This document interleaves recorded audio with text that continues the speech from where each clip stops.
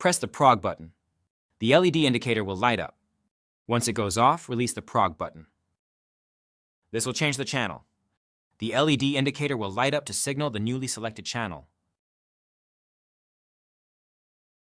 On the device, press and hold the programming button for more than 3 seconds to enter pairing mode. Select a function on the remote by pressing any button and then end the pairing mode with a short press. You can now control channel 2. Switch to channel 1.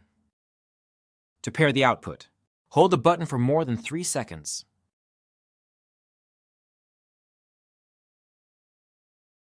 Press the button on the remote to make a selection. A short press will exit pairing mode. Then you can verify the function of the paired buttons on the device by pressing them.